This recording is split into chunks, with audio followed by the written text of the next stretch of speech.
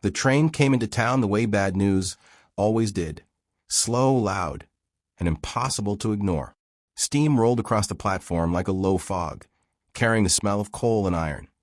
And when it cleared, Eliza May Whitlock stood alone at the edge of it, gloved hands clasped tight around the handle of a single worn trunk. The town of Red Willow watched her without trying to hide it. Men leaned against posts. Women paused mid-whisper. Children stared until they were pulled back by nervous hands. She looked smaller than the land around her, as if the prairie itself might swallow her if she stood still too long. Her dress was modest, plain blue, stitched clean, but old. Her eyes, though, carried something the town could not name yet, quiet depth, like water that ran far beneath the surface. Caleb Boone waited a few steps away, hat low, boots planted like roots. He had imagined this moment 100 different ways, and found none of them fitting the truth of it.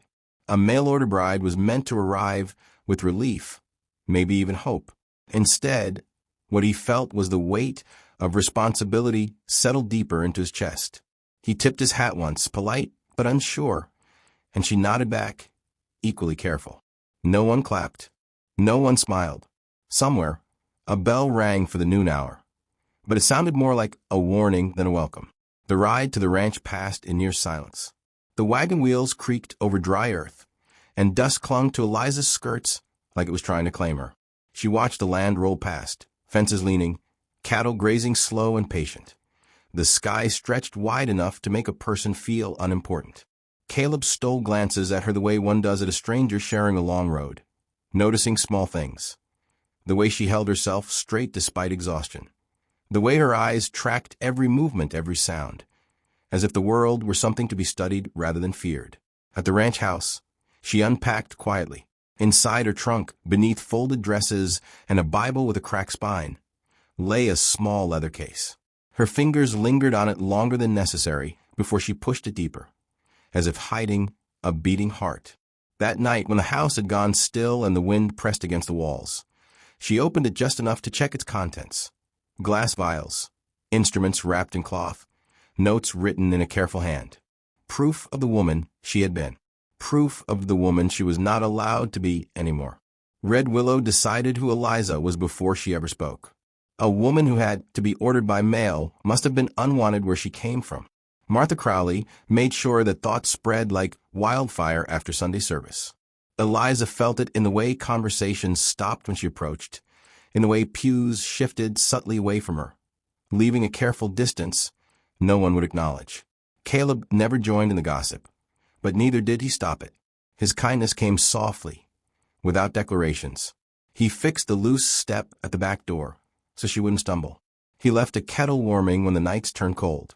When she thanked him, he nodded as if it were nothing at all. At night, Eliza lay awake listening to the sounds of the ranch, the sigh of cattle, the distant call of coyotes, and thought of lecture halls back east, of stern professors and long nights spent memorizing anatomy by candlelight. She remembered the first life she had saved and the last insult that followed it. She remembered being told that a woman's hands were meant for cradling, not cutting. By the time sleep came, it felt less like rest and more like escape. The first time someone fell ill, Eliza noticed before anyone else. A cough that lingered too long at the general store. A feverish flush on a child's cheeks during church. She watched, measured, counted breaths without moving her lips. Her body remembered what her mind tried to bury. One afternoon, Jonah Pike was brought to the ranch with blood soaking through his trouser leg, white-faced and shaking. He had fallen hard from a horse, the wound deep and dirty. Caleb hesitated only a second before stepping aside. Eliza was already rolling up her sleeves. Her hands changed the moment they touched the injury. Gone was the tentative bride. In her place stood someone steady, precise.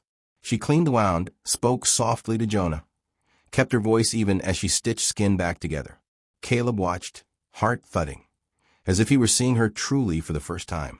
When it was done, she pressed a finger to her lips. "Please," she whispered. "Don't tell them." Her eyes weren't pleading.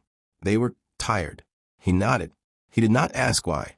Some truths, he sensed, needed space more than answers. Winter arrived early, sharp and unkind. With it came the sickness. It moved through Red Willow like a shadow, settling in homes one by one. Fevers rose. Lungs filled. The town doctor rode out to a neighboring settlement and never returned. Prayer meetings grew louder, but the sick beds only multiplied. Eliza tried to stay silent. She boiled water, washed linens, kept her side of the fence. But when the Reverend's wife collapsed, gasping for breath, instinct overtook fear. Eliza worked through the night, cooling her skin, easing her breathing, coaxing life back into fragile flesh. By morning, the woman slept peacefully. The town did not thank her. They watched her with new eyes now, eyes sharpened by fear. Whispers turned sharp. Questions followed her like shadows. How did she know so much? What kind of woman carried such knowledge? Sheriff Amos Harlan warned her gently at first, then firmly, to stop meddling.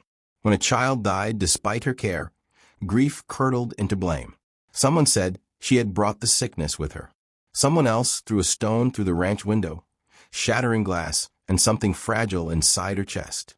That night, Eliza packed her trunk. She burned her notes behind the barn, watched the flames eat the words she had once lived by. Her hands shook, not from cold, but from loss. Caleb found her there, smoke curling into the dark. He did not raise his voice. He did not offer grand promises. He simply said, "You belong here."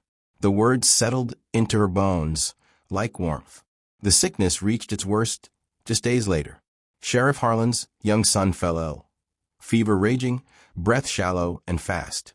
The town gathered in helpless knots, waiting for the inevitable. Near midnight, the sheriff rode to the ranch alone, had clutched in his hands like a confession.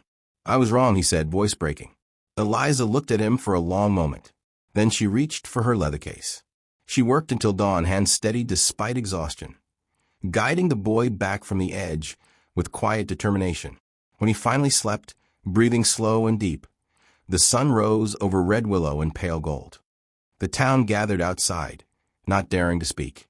When the sheriff stepped out and nodded once, something shifted, not applause, not celebration, but a heavy collective shame. Eliza did not ask for apologies.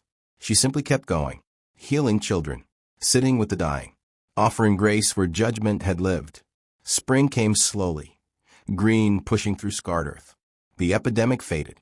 The town learned awkwardly how to meet her eyes. One evening, Eliza sat on the porch, watching the sun dip low, her medical case resting beside her. Caleb sat nearby, close enough to share warmth, far enough to give space. And if you listen closely to stories like this, you'll hear the truth beneath them. That the world often begs from those it once cast aside. That dignity is not given freely but earned through quiet endurance. And that sometimes the bravest thing a person can do is survive long enough to be needed.